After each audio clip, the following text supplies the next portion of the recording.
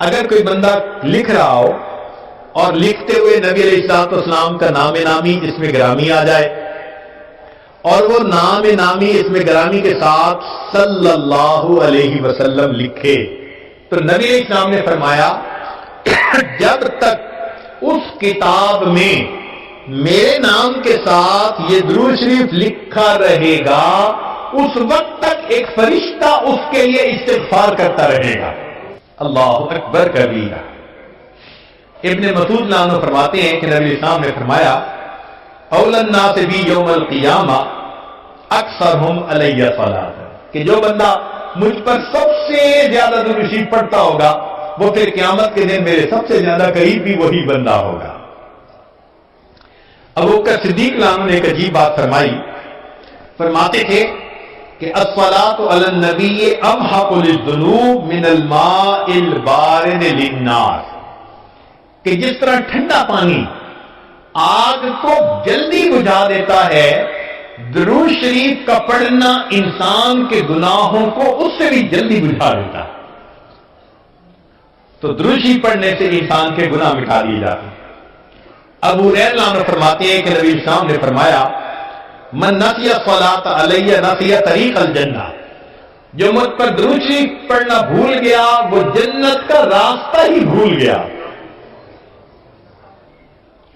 علی عنہ نے ایک خوبصورت بات کہی، فرماتے تھے واللہ، اللہ کی قسم، اب دیکھیے اللہ کی قسم کھا کے بات کر رہے ہیں، واللہ لولا ما ذکر اللہ ورسولہ فی فضل التسبیح والتکبیر والتحلیل والتحمید لجعلت کل انفاسی صلاۃ علی رسول اللہ صلی اللہ علیہ وسلم۔ اگر اللہ اور اس کے رسول صلی اللہ علیہ وسلم نے تسبیح، تحمید، تکبیر کے فضائل بیان نہ فرمائے ہوتے تو میں اپنی زندگی کے ہر سانس کو درود شریف پڑھنے میں ہی خرچ کر دیتا۔ ایک اور حدیث مبارکہ سنیے، نبی علیہ الصلوۃ والسلام کے ساتھ صدیق اکبر میں بیٹھے ہوئے ہیں، ایک نوجوان آیا، نبی علیہ السلام نے اسے اپنے اور صدیق اکبر کے درمیان بٹھا دیا،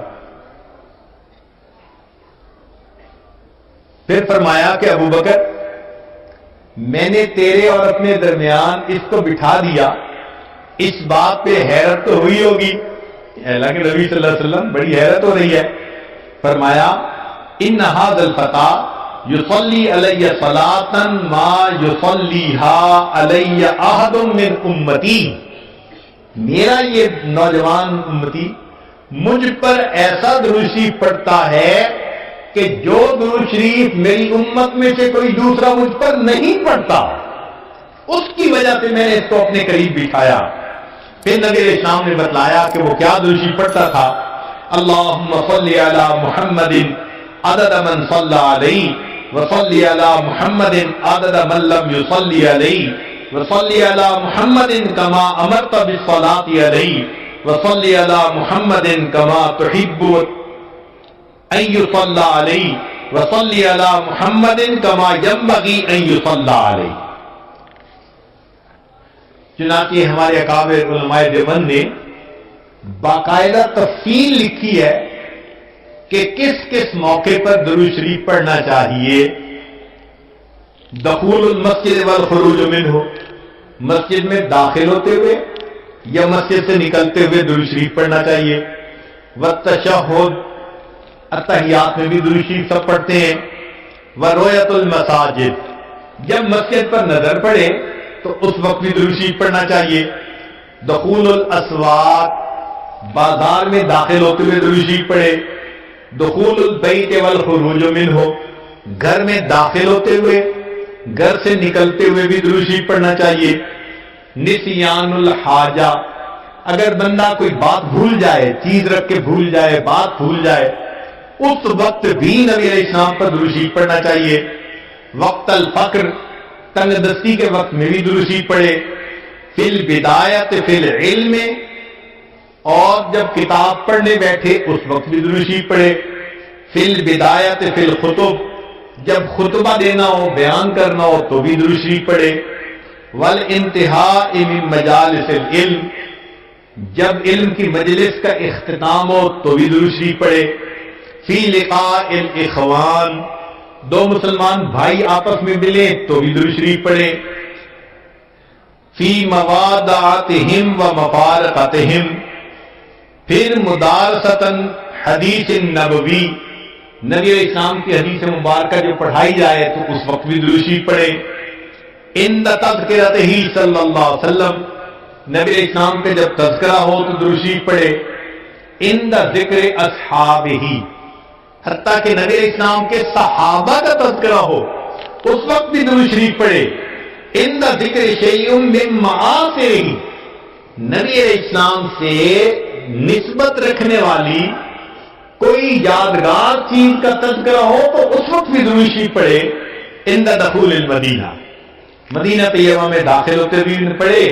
اور عند المرور علی قبرہ صلی اللہ علیہ وسلم، جب نبی علیہ السلام کے سامنے حاضر ہو مواجہ شریف پر تو اس وقت بھی درود شریف پڑھے.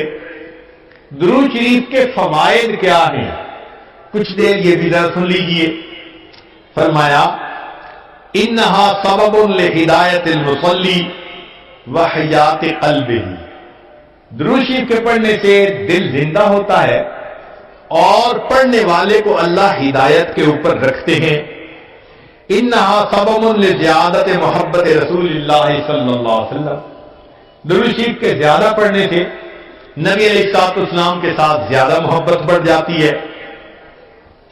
انہا سبب لزیادت محبت العبد لرسول اللہ صلی اللہ علیہ وسلم، جو درود شریف زیادہ پڑھتا ہے اس بندے کی محبت نبی علیہ السلام کے قلب مبارک میں بھی زیادہ ہو جاتی ہے. انہا سبب قرب العبد من ربہ یوم القیامہ، درود شریف کا زیادہ پڑھنا قیامت کے دن اللہ رب العزت کے قرب کا سبب بنتا ہے. انہا اداء لشیء من حقہ صلی اللہ علیہ وسلم، نبی علیہ السلام کے جو احسانات ہیں درود شریف کا زیادہ پڑھنا گویا ان احسانات کا بدلہ چکانے والی بات ہے. انہا سبب کفایت اللہ عبدہ ما اہمہ، جو پریشانیاں ہوتی ہیں درود شریف کے صدقے اللہ رب العزت ان پریشانیوں کو ختم کر دیتے ہیں. انہا سبب اجابت الدعاء، دعا کی قبولیت کا یہ سبب ہوتا ہے. انہا سبب زکوٰۃ و طہارت للمصلی، جو درود شریف پڑھنے والا ہے اس کا دل اس سے صاف ہوتا ہے، اس کا نفس پاک ہوتا ہے. اور ایسے آدمی کو حدیث پاک میں فرمایا کہ جو درود شریف زیادہ پڑھتا ہے وہ بخیل نہیں ہوتا. پھر جو درود شریف زیادہ پڑھتا ہے وہ قیامت کے دن کی حسرت سے بچ جاتا ہے. اور جو درود شریف زیادہ پڑھتا ہے ملائے اعلیٰ میں اس بندے کی تعریفیں بہت ہوتی ہیں اور اس کے عمر میں اس کے وقت میں اللہ برکتیں عطا فرما دیتے ہیں.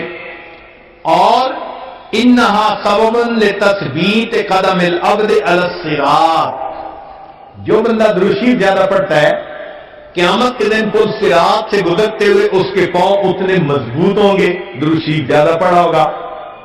اور ایک اور بات، انہا سبب لثقل کفۃ المیزان، کہ یہ درود شریف میزان کے پلڑے کے بھاری ہونے کا سبب بن جائے گا. اب اس بارے میں ایک حدیث مبارکہ ہے، وہ ذرا سن لیجئے کہ درود شریف کا قیامت کے دن کیا سبحان اللہ کیا شان ہوگی. ایک حدیث مبارکہ علامہ جلال الدین سیوطی رحمۃ اللہ علیہ نے التذکرہ میں اس کو ذکر کیا ہے، اور ابن ابی دنیا اور نمیری نے اس کو الاعلام کتاب میں ذکر کیا ہے. فرماتے ہیں کہ عبداللہ لانو ایک صحابی اس کے راوی ہیں کہ نبی علیہ السلام نے ارشاد فرمایا ان لآدم علیہ السلام من اللہ عز وجل موقفا فی فصح من العرش، قیامت کے دن آدم علیہ السلام کو اللہ تعالیٰ عرش کے سامنے ایک ایسی جگہ عطا فرمائیں گے علیہ ثوبان اخضران، ان پر دو سبز کپڑے ہوں گے، یعنی سمجھیں تہبند بھی سبز اور کرتا بھی سبز. کأنہ نخلۃ سحوق، جیسے شاخیں کٹی ہو نا تو سیدھا کھجور کا درخت ہوتا ہے، اس طرح آدم علیہ السلام کا اونچا لمبا قد مبارک ہوگا. ينظر الى من ينطلق به من والده الى الجنہ ومن ينطلق به الى النار. اونچے قد کی وجہ سے آدم علیہ السلام دیکھ رہے ہوں گے کہ ان کی اولاد میں سے کس کو جنت لے جایا جا رہا ہے اور کس کو جہنم لے جایا جا رہا ہے. فبین آدم علی ذلک، آدم علیہ السلام اس حال میں ہوں گے اذ نظر الی رجل من امت محمد صلی اللہ علیہ وسلم، کہ وہ نبی علیہ السلام کی امت میں سے ایک بندے کو دیکھیں گے ينطلق به الی النار، کہ اس کو فرشتے گھسیٹ کر جہنم کی طرف لے کے جا رہے ہوں گے. فینادی آدم علیہ السلام، تو آدم علیہ السلام پکاریں گے یا احمد یا احمد، نبی علیہ السلام کا نام پکاریں گے. آپ صلی اللہ علیہ وسلم کا نام محمد بھی اور آپ صلی اللہ علیہ وسلم کا نام احمد بھی، اسمہ احمد. تو آدم علیہ السلام نبی علیہ السلام کا نام پکاریں گے یا احمد یا احمد.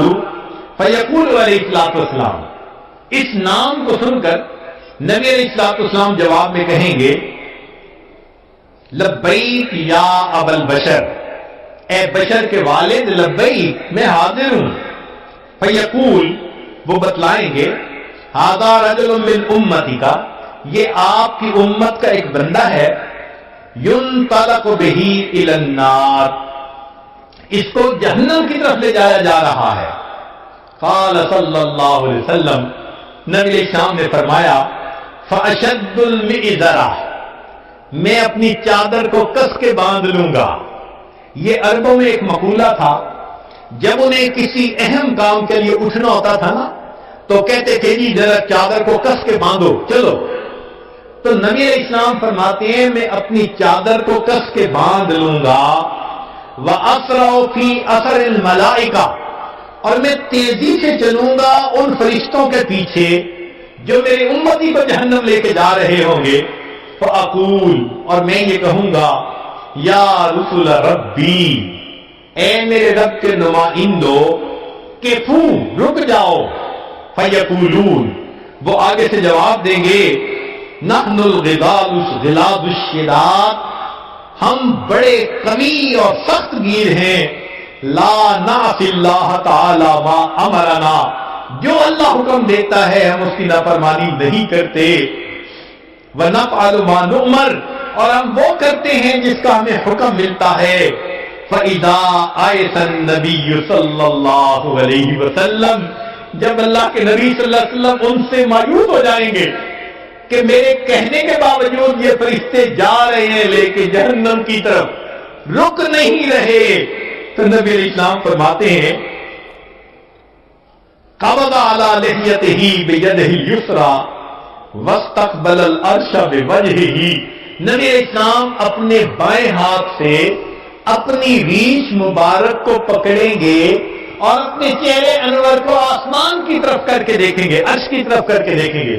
عربوں میں یہ ایک طریقہ تھا کہ جب کسی سے معافی مانگنی ہوتی، منانا ہوتا، تو آج جی کا طریقہ تھا کہ داڑھی پہ ہاتھ رکھ کے بڑی لجاجت کے ساتھ اس کی طرف محبت سے دیکھتے تھے، فریاد کرتے تھے بھئی ہم پہ رحم کھا لو. نبی علیہ السلام جب فرشتوں کو دیکھیں گے کہ وہ رک نہیں رہے، میری امتی کو لے کے جہنم میں جا رہے ہیں، آقا صلی اللہ علیہ وسلم فرماتے ہیں میں اپنی جو ہے بایاں ہاتھ اپنی ریش کے اوپر رکھوں گا اور میں آسمان عرش کی طرف اپنے چہرے انور کے ساتھ دیکھوں گا. پھر نبی علیہ السلام فیقول فرمائیں گے یا ربی قد وعدتنی اللہ تخزینی فی امتی، اے اللہ آپ نے وعدہ نہیں فرمایا تھا میری امت کے معاملے میں آپ مجھے رسوا نہیں فرمائیں گے. فیاتی النداء من قبل العرش، عرش کے اوپر سے ایک آواز آئے گی اطیعوا محمدا، او میرے فرشتوں محمد صلی اللہ علیہ وسلم کی اطاعت کرو. وردوا ھذا العبد الی المقام، اور اس بندے کو واپس جہاں سے لائے تھے میدان کے قریب وہیں جا کر چھوڑ کر آؤ. چنانچہ وہ فرشتے اس بندے کو وہاں جا کر چھوڑیں گے. فَيُخْرِجُ صلی اللہ علیہ وسلم. اب دوبارہ وزن شروع ہوگا. نبی علیہ السلام ایک چھوٹا سا کاغذ کا پرزہ بطاقتن کاغذ کا پرزہ نکالیں گے. بیضاء سفید ہوگا. کل انملتے جیسے انگلی کا پورا ہوتا ہے اس کے برابر ہوگا. فَيُلْقِيهَا فِي كَفَةِ الْمِيزَانِ الْيُمْنَى. اس کاغذ کے ٹکڑے کو نبی علیہ السلام نیکیوں کے پلڑے میں ڈال دیں گے. وَهُوَ يَقُولُ بِسْمِ اللَّهِ. اور نبی علیہ السلام ڈالتے ہوئے بسم اللہ فرمائیں گے. فَتَرْجِعُ الْحَسَنَاتُ عَلَى السَّيِّئَاتِ. نیکیوں کا پلڑا بھاری ہو جائے گا, گناہوں کا پلڑا ہلکا ہو جائے گا. فَيُنَادِ الْمُنَادِي. ندا دے گا وہ ندا دینے والا. سوئدہ و سوئدہ جدہ. یہ بندہ اس کے اجداد سعید بن گئے, اس کی نیکیاں زیادہ ہو گئیں. وَثَقُلَتْ مَوَازِينُهُ.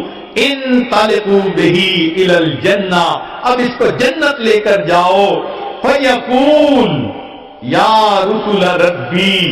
جب جنت لے جانے لگیں گے تب وہ بندہ کہے گا اے میرے رب کے نمائندوں فرشتوں, کیفو ذرا رک جاؤ. حتی اسأل هذا العبد الکریم علی ربہ. حتیٰ کہ میں اس کریم بندے سے ذرا معلوم تو کر لوں. فیقول پھر وہ یہ کہے گا بِأَبِي أَنْتَ وَأُمِّي. آپ کے اوپر میرے ماں باپ قربان جائیں. ما احسن وجہ کا. آپ کا چہرہ کتنا خوبصورت ہے. وَأَحْسَنَ خَلْقُكَ. آپ کی پرسنالٹی شخصیت کتنی پیاری ہے. من انتا. آپ کون ہیں. فقد عقلتنی اسرتی. آپ نے میرے گناہوں کو مٹا کے رکھ دیا. ورحمت عبرتی. میری لغزشوں کو کم کر دیا. فیقول علیہ الصلوۃ والسلام. نبی علیہ السلام جواب میں فرمائیں گے انا نبیوں کا محمد. میں محمد صلی اللہ علیہ وسلم تیرا نبی ہوں. وہذہ صلاتک. اور یہ وہ درود شریف ہے التی کنت تصلی علیہ جو تو مجھ پر پڑھا کرتا تھا. وفیتکھا. میں نے تمہیں اس کا بدلہ دیا. احوج ما تقول الیہا. جب تجھے اس کی بہت ضرورت تھی. سوچئے آج نبی علیہ السلام پر درود شریف کا پڑھنا کل قیامت کے دن میزان میں نیکیوں کے بھاری ہونے کا سبب بن جائے گا.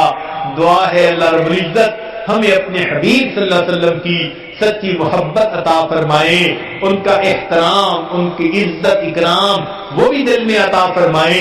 ان کی سنتوں کی محبت کے ساتھ اتباع کرنے کی بھی توفیق عطا فرمائے.